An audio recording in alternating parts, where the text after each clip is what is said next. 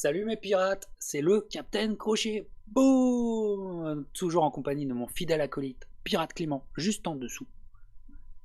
Bonjour tout le monde. Hey, Pirate Clément, écoute, on se fait une petite, même pas une petite émission, c'est peut-être une petite brève de comptoir, j'ai envie d'appeler Ouais, ça. Une petite réflexion qu'on a comme ça avec notre esprit un peu mal tourné. Hein. C'est vrai qu'on ouais, a un esprit un peu mal tourné. On voulait un peu vous parler de la WBA et des mésaventures de la WBA avec la France et avec ce qui s'est passé à Marseille dernièrement. Voilà. Alors, quiproquo presque incompréhensible, un combat de Michel Soro qui était sanctionné par la WBA pour être un de leurs nombreux champions du monde, de championnats du monde proposés, voilà, avec une de leurs nombreuses ceintures. Hein, ils distribuent les ceintures encore plus facilement que Jésus distribuait les pains. Mais ouais. et donc, mes aventures, notamment pour le promoteur de la soirée, qui le lendemain du combat apprend que la WBA ne sanctionne plus, enfin ne, Alors, ne sanctionne plus ce combat après coup. Mauvaise surprise pour Michel Soro qui se voit retirer l'appellation champion du monde. Vous savez ce qu'on en pense de l'appellation champion du monde, surtout pour la oui, WBA. Hein, presque tout le monde est champion du monde avec eux. Voilà, mais quand même, mauvaise surprise euh, qu'on a du mal à digérer.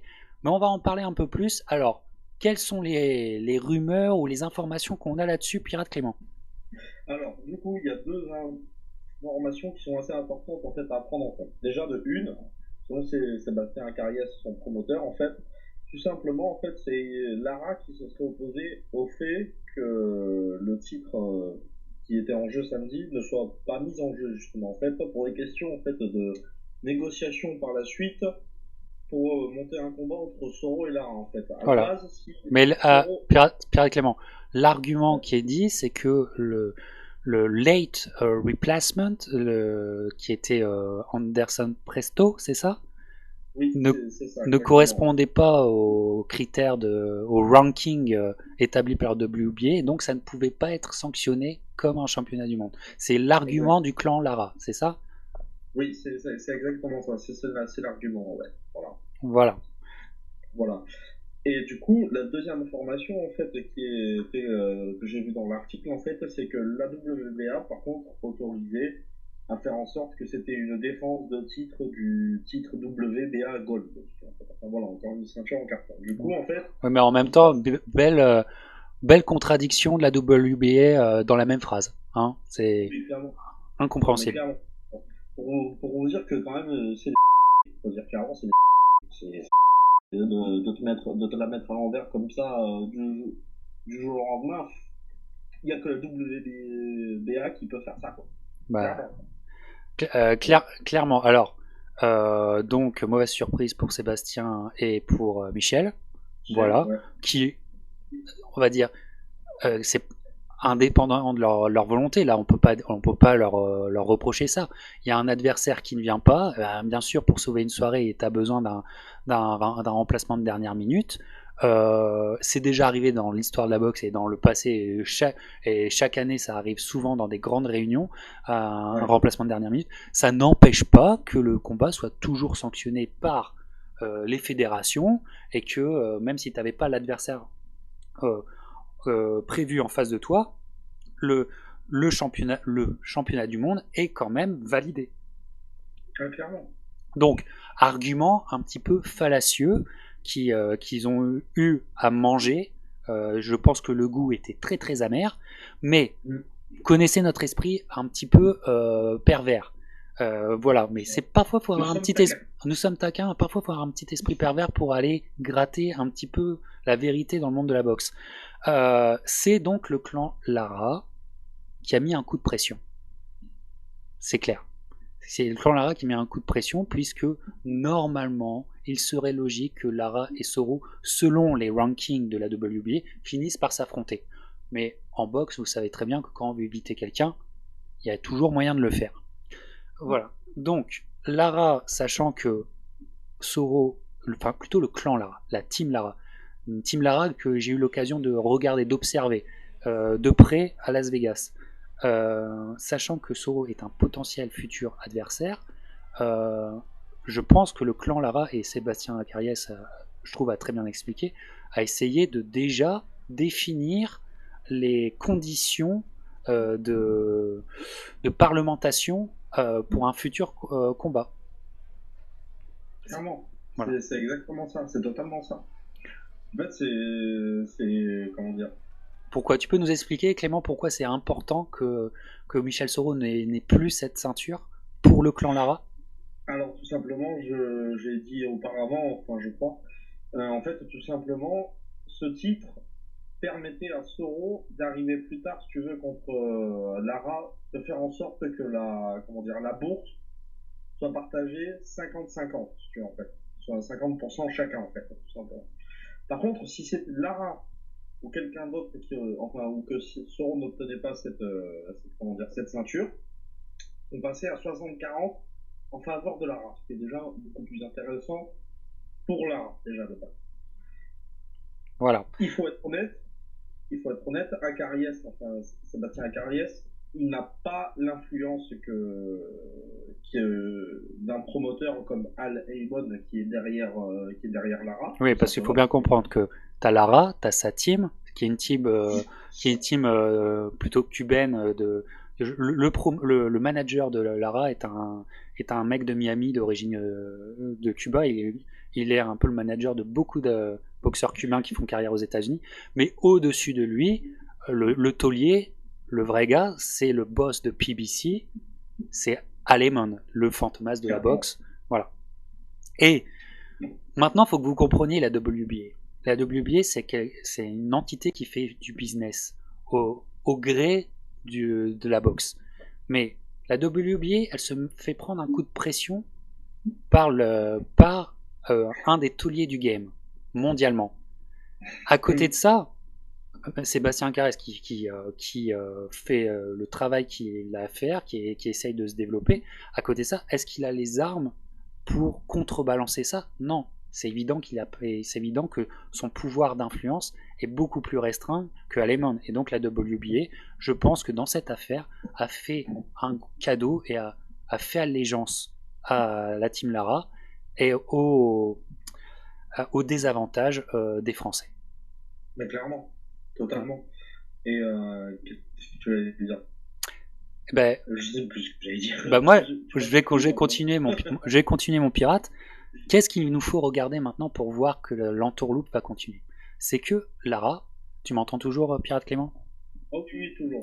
C'est que Lara a un combat prévu le 31 août à Minneapolis, au Minnesota, à Saint-Paul plus exactement, au Minnesota, contre le frère de Canelo Alvarez, un des frères Alvarez, Ramon, qui dernièrement a perdu contre Brandon Rios. Oui, après, bon, il a gagné un autre combat. Voilà. Mais dernièrement, un des faits d'armes, c'est qu'il a perdu contre Brandon. Il s'est fait arrêter par Brandon Rios.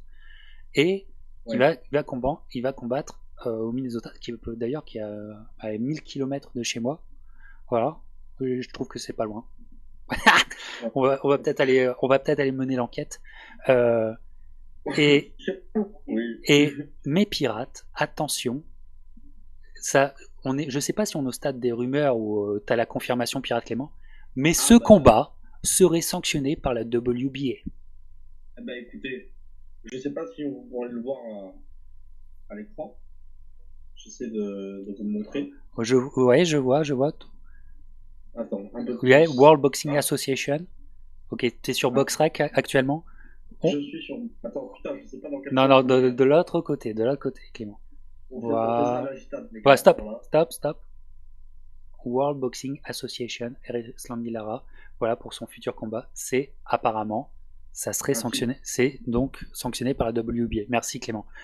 Merci, c'est le titre intérimaire. Pour être précis, c'est l'intérim World Boxing Association World Super Welterweight Title. Voilà. Bon, alors voilà. Mais peu importe, c'est sanctionné par la fédération. Voilà. Donc, on répète, sanctionné en anglais, ça veut dire validé. Hein, voilà. C'est validé par la fédération. Alors, vraiment, quand on est dans la team des Français, là, c'est pas. Comment dire? Aujourd'hui, franchement, on est vraiment plutôt de tout cœur avec eux. parce que vraiment on la sent l'entourloupe. Si on est avec les Français, le frère d'Alvarez, lui, il est assez bon, ou il est assez bien classé par rapport à Soro pour que de son côté, Lara, son combat soit sanctionné comme un championnat du monde. Vous voyez le deux poids deux mesures, que tu sois un faible ou un puissant dans le monde de la boxe, tu ne joues pas avec les mêmes règles. Et force est de constater que Sébastien Acariès et que Michel Soro et toute sa team ne combattent pas avec les mêmes armes que les gros et les puissants. Parce que là, l'entourloupe est quand même assez monumentale et assez claire. Clairement. Totalement. Voilà. Donc, mes pirates, voilà. Le 31 août, on va se prendre une cartouche, on va se prendre une douille par la WBA de façon interposée, c'est du billard à 3 bandes. Voilà. L'avenir, parce que il commençait à avoir une émulation sur le Soro Lara. Il commençait à avoir une émulation. Et puis, selon les conditions, on se disait même que avec un peu de chance, en mettant la main au porte-monnaie, Canal+, peut-être qu'Arislan Lara, on pouvait même le faire venir en France. Ce qui est quand même pas mal. Voilà. Mais est-ce que tout ça, finalement, ça va être un problème? Parce que j'ai l'impression, moi, de l'extérieur, moi je suis très loin de vous, mais j'ai l'impression que le public français, pas les fans hardcore français, mais on va dire le public casual français, serait plus intéressé par un choc franco-français, Vitou contre Soro. C'est bien ça? Je me trompe pas? C'est ça. C'est exactement ça. Si tu regardes de toute façon sur les réseaux sociaux et compagnie, les gens ils sont super chauds pour un Soro Vitu, sans qu'il va falloir peut-être dire Cédric que c'est pas pour le titre de championnat du monde s'ils se battent. Voilà. Mais quelque part, peu importe. Peu importe, on s'en fout. On s'en fout. Peu importe, mais bon, il faut le préciser quand même. Bref. Mais, c'est une affiche qui ferait du bien à la boxe en France, de toute façon. Faut pas se mentir. Faut clairement pas se mentir. Ouais. Mais j'aurais été plus chaud de voir Soro versus Lara. Voilà, alors en tout cas pour les fans de l'armée, parce que je sais que Arislan Lara, il a pas mal de fans comme en France, c'est une boxe qui plaît à beaucoup de Français, de fans hardcore français. Malheureusement déjà d'une part, pour les négociations avec Lara, ça va être bien compliqué, le faire venir, ça va être encore plus compliqué, rien n'est impossible, mais alors il va falloir débourser le pognon, croyez-moi, parce que le 31, il va récupérer la ceinture. Le 31 août, il récupère la ceinture. À partir de là, dans les négociations, t'es plus à 50-50. Et en plus, il faut le faire venir. Donc déjà, t'es minimum à 60-40. Et croyez-moi, mes pirates, qu'on peut aller même jusqu'à 80-20. On peut même aller jusqu'à un 80-20 de partage de bourse. Hein. Dans les connaissances, c'est possible. Et on va aller jusque-là. Donc, ça va être extrêmement compliqué. Et voilà. Et en plus, si on rajoute une affiche, il y a de l'émulation, alors on va pas s'en plaindre, je vais pas m'en plaindre, je vais pas aller contre cette envie de Vitou Soro, mais s'il y a Vitou Soro, sachant que Lara il boxe à peu près tous les 6 mois, hein, s'il boxe 3 fois par an, c'est la fin du monde, généralement c'est 2 fois par an, that's it, that's all, et ben croyez-moi que attendez un an supplémentaire pour voir possiblement Lara en France. Oui. Possiblement, hein, avec des grosses guillemets, parce que je pense qu'ils feront tout pour faire venir Soro plutôt que l'inverse. Donc voilà mes pirates, merci Pirate Clément. Voilà mes pirates, comment ce business de la boxe, comment ce business improbable de la boxe peut fonctionner. On marche sur la tête. Voilà un exemple concret et malheureusement un exemple qu'on aurait bien voulu ne pas avoir sur le dos, parce que nous en tant que Français, et quand vous aimez les boxeurs français et les organisations françaises, et ben là, on a été quand même, ils ont été, et nous aussi, on a été les gros dindons de la farce, et vous voyez comment ça se passe. Donc mon pirate Clément, je pense qu'on c'était bien, parce qu'on a fait une preuve par l'exemple, aujourd'hui. Hein. Oui. La WB est oubliée, mes amis, oubliée à tout jamais. Voilà, et puis nous, Pirate Clément, on se rejoint bientôt pour de nouvelles aventures. Il y a un podcast qui arrive, qu'on vient juste d'enregistrer, qui arrive incessamment sous peu.